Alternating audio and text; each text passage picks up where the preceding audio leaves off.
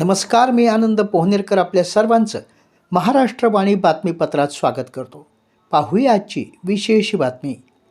परभणी शहर स्वच्छ, सुंदर आणि धूळमुक्त करण्यासाठी लागणाऱ्या निधीची कोणतीही कमतरता भासणार नाही, असं सांगून बारामतीच्या धर्तीवर परभणी शहराचा विकास करण्यासाठी राष्ट्रवादी काँग्रेसला एक हाती सत्ता द्यावी, परभणी शहर दत्तक घेण्यासाठी आपण वचनबद्ध आहोत, असं आश्वासन राज्याचे उपमुख्यमंत्री तथा राष्ट्रवादी काँग्रेसचे अध्यक्ष अजितदादा पवार यांनी परभणीतील जनतेला जाहीर सभेत दिलं. परभणी महापालिका निवडणुकीत राष्ट्रवादी काँग्रेस पक्षाच्या उमेदवारांच्या प्रचारार्थ परभणी शहरातील छत्रपती शिवाजी महाराज पुतळा परिसरात आयोजित भव्य विजय संकल्प सभेत अजितदादा बोलत होते.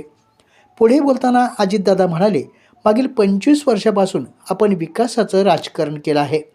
जिल्हा वार्षिक योजना, शेषनिधी यांच्या माध्यमातून योग्य ते सांगड घालून विकासासाठी निधी खर्च करावा लागतो. राज्याच्या तिजोरीची चावी आपल्याच हातात आहे.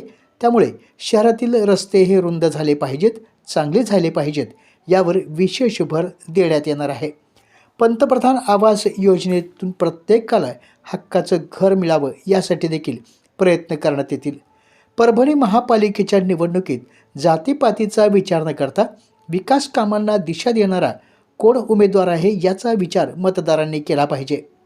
परभणी शहरातील महानगरपालिकेच्या ज्या मोकळ्या जागा आहेत त्या जागेवर BOT तत्वावर भव्य असे कॉम्प्लेक्स बांधून त्या माध्यमातून महानगरपालिका उत्पन्न होईल या दृष्टीने देखील प्रयत्न करण्यात येतील.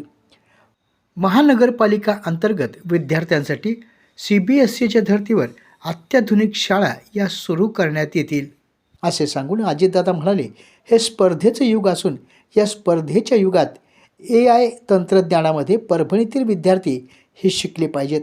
यासाठी मोठ्या शहरातील NGO सोबत आपण चर्चा करून विद्यार्थ्यांना हे शिक्षण मिळेल यासाठी प्रयत्नशील राहणार आहोत.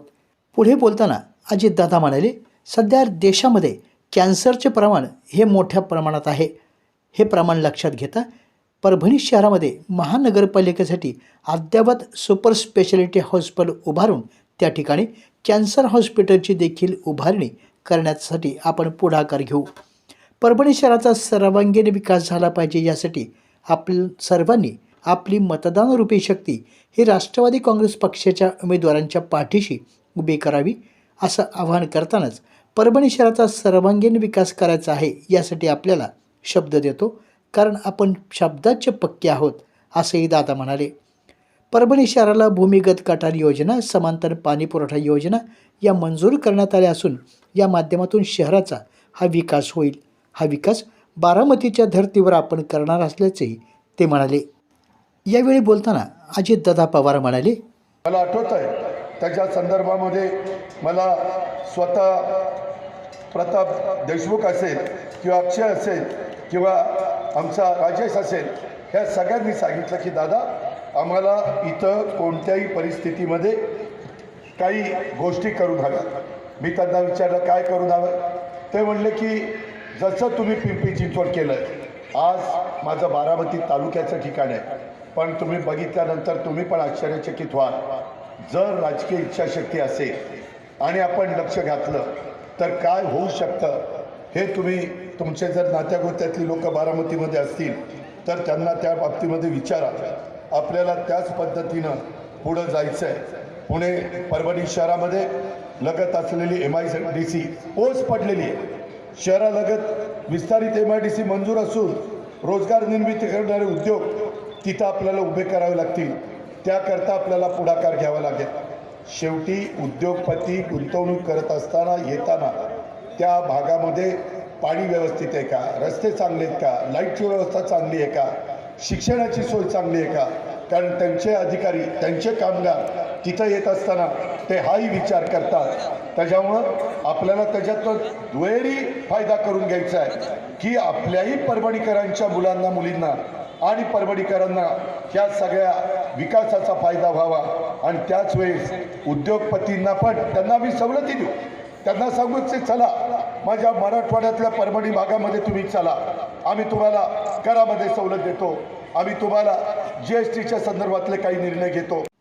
पुढे बोलताना अजितदादा पवार म्हणाले, परभणी शहरातील महानगरपालिकेच्या ताब्यातील ज्या मोकळ्या जागा आहेत त्या ठिकाणी उद्यान तसेच ओपन जिम आणि शहरात वैभव घालणारी महानगरपालिकेची भव्य वास्तू उभारण्याचा आपला संकल्प आहे. परभणी शहरामध्ये सध्या महानगरपालिकेत अपुऱ्या कर्मचाऱ्यांची संख्येमुळे अनेक अडचणी या निर्माण होत आहेत. त्यामुळे आगामी काळात शासनाच्या निकषानुसार कर्मचाऱ्यांची भरती देखील करण्यात येईल.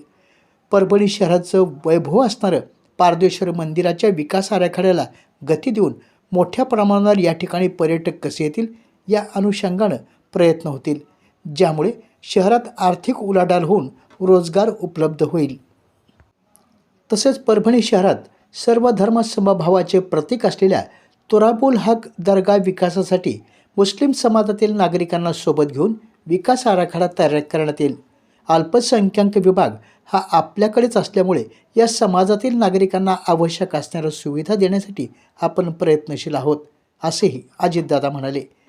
परभणी शहरातील MIDC या ठिकाणी अनेक उद्योग व्यवसाय हे बंद आहेत. त्यामुळे या ठिकाणी उद्योग व्यवसाय वाढीसाठी विशेष प्रयत्न करावे लागतील. त्यासाठी उद्योगपतींशी आपण चर्चा करणार आहोत. परभणी महापालिकेला GST पोटी मिळणारी निधी हा कमी आहे. तो निधी वाढीव स्वरूपात कसा मिळेल यासाठी देखील वेगवेगळ्या माध्यमातून निधीची तरतूद करावी लागेल, असेही अजितदादा म्हणाले. यावेळी खासदार फौजिया खान, माजी आमदार विजय गव्हाणे, आमदार राजेश विटेकर, आमदार राजू नवगरे, माजी महापौर तथा शहर जिल्हाध्यक्ष प्रताप देशमुख, अक्षय देशमुख, संतोष बोबडे, डॉक्टर मधुसूदन केंद्रे यांच्यासह पदाधिकारी व्यासपीठावर उपस्थित होते. आपल्या जिल्ह्यातील अपडेट बातम्या पाहण्यासाठी आमच्या महाराष्ट्रवाणी या चॅनलला लाईक करा, सबस्क्राईब करा आणि शेअर करा. धन्यवाद.